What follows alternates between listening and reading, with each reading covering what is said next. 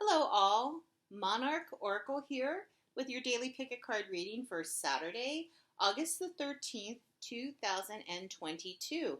And I've got a new deck. It's called the Shaman's Dream Oracle by Alberto Villoldo and Colette Baron Reed. Sorry, Alberto, I know I butchered your name. I apologize. So, because it's a new deck, and because these oracle cards are a little bit different, I am going to be reading from the book a little bit this first time out. So, let us get started. Just warning, it's a slightly longer reading. Okay, close your eyes, clear your mind, get rid of the negative chatter. It's interesting. I just had a ringing in my right ear when I talked about this new deck. So that's interesting. We'll see what that means. I haven't had the ringing in my ear for a while. Let's clear our minds. Now think about a topic or a question you would like covered in this reading. And once you have that, go ahead and open up your eyes. So we've got Kuan Yin, we have orange calcite, and we have the desert rose selenite. Okay, so go ahead and choose your pile.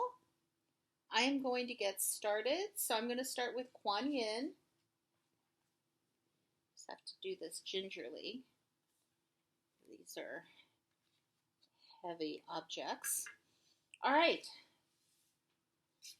I forgot to say the second deck is the Oracle of the Fairies, which you have seen already if you subscribe to my channel. But okay, let's take a look. Deep diver, diving into a task.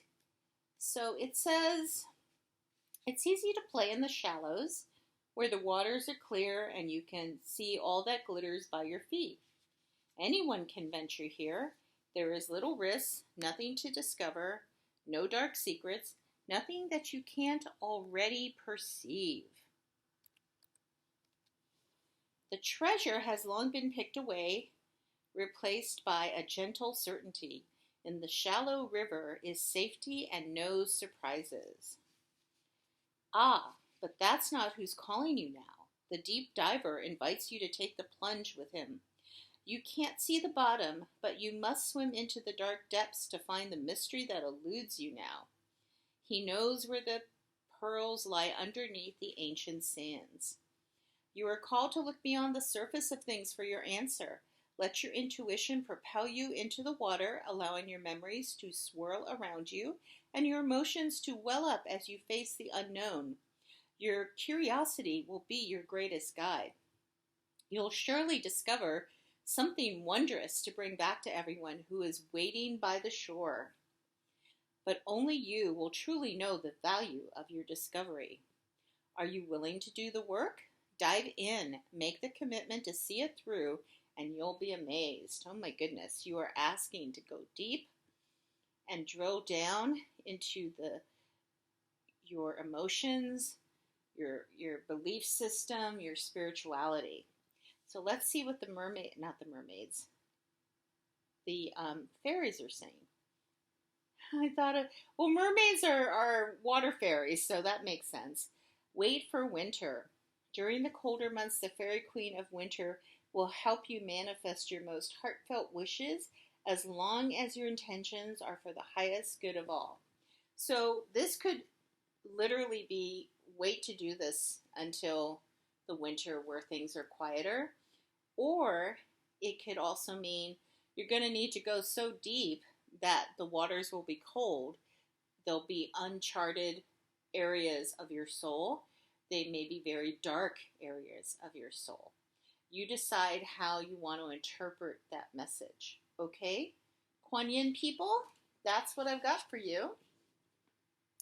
If you chose the orange calcite, your card is Winter's Dream. So we're still on this winter theme. Let's see what the book says about this. The Winter's Dream is a summons to go within. Another one. Your life force longs to turn inward, like the sap of trees returning to the roots. Cast your gaze towards the deep and hidden places in your heart. Come to rest again in the sanctuary and safety of your soul and be at peace, basking in your crystalline clarity in that quiet place. This is not hibernation. Do not fall asleep. Take your quiet, wakeful nature with you into stillness and know that you are replenishing your life source. Trust that the deeply buried seeds inside your soul, the ones you planted even before you were born, are stirring softly, ready to awaken with the springs. But do not try to rouse them early. Instead, surrender to the quiet of the winter's dream.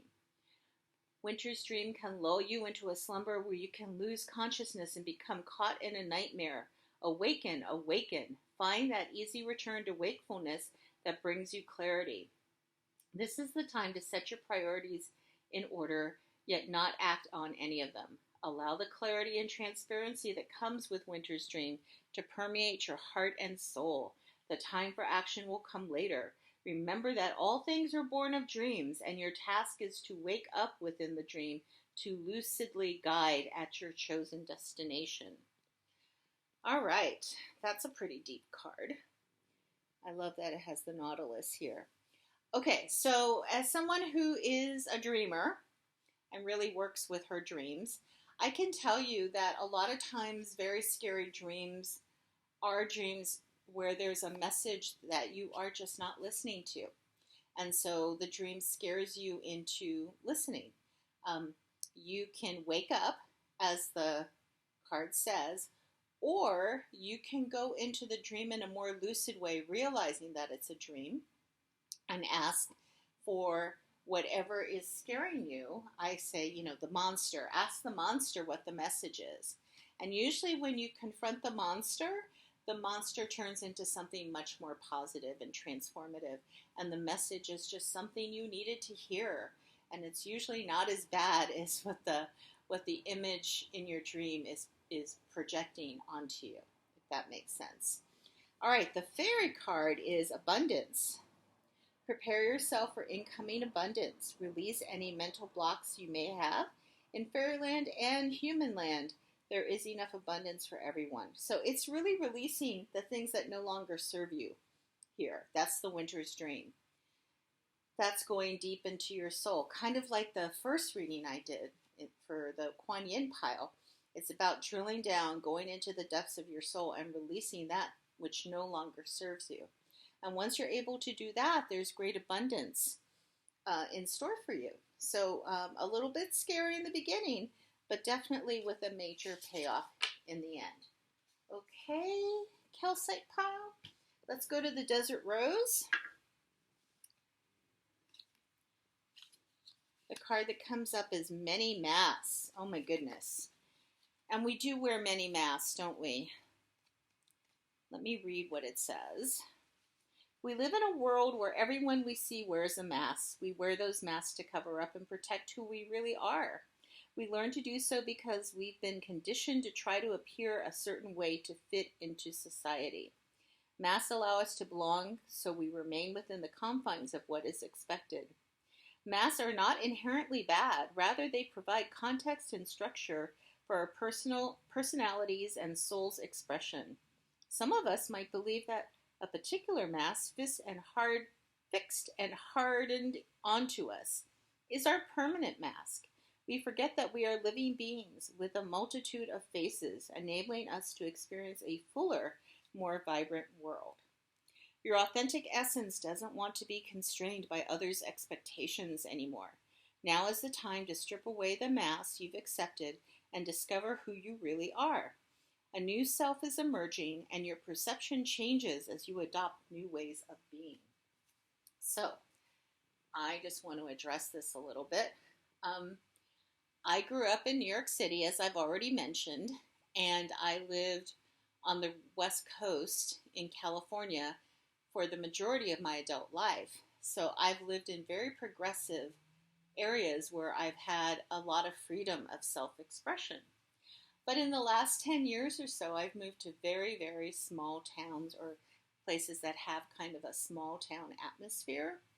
And I have found that in the last 10 years, I have had to completely hide myself to the outside world, which I never thought would happen given how I grew up. So when I leave my house in the town that I live in here in Southern Oregon, I put on a mask. People have a completely different perception of me than what I know my true reality to be. And I know I'm not the only one. I guess I just never had to do it until the last 10 years. And I find it really stifling because the world is changing so dramatically that I shouldn't have to wear that mask anymore, and neither should you. So that's what this card is really addressing. It's time to take off the mask. And as the card also stated, you may have been wearing a mask for so long that you don't even know who the real you is anymore, which kind of goes back to the first two readings about diving deep and seeing who you are. So let's see what the fairies say. Inspiration. Be prepared, as you'll soon receive a visit from the Fairy of Inspiration. Come dusk or dawn, she can call at any time. And in an earlier reading, I did talk about how you can bring in the fairies if you're not already seeing them or sensing them. So go ahead and check that out. It's about really just going into nature, or as close to nature as you can get, at dusk or dawn. Dusk is probably easier for most people. And just kind of calling upon the fairies to visit you, to get their sense of energy, which is a very unique energy. Doesn't happen the first time, just warning you. It may take a while because they need to gain some trust with you. Fairies are earthbound, but they have an angelic sense about them. So they live between the worlds. And so they're not quite, this high frequency like I talked about in my ear. That's more angelic. They are much more earth-based, so it's a much more subtle energy than angelic energies.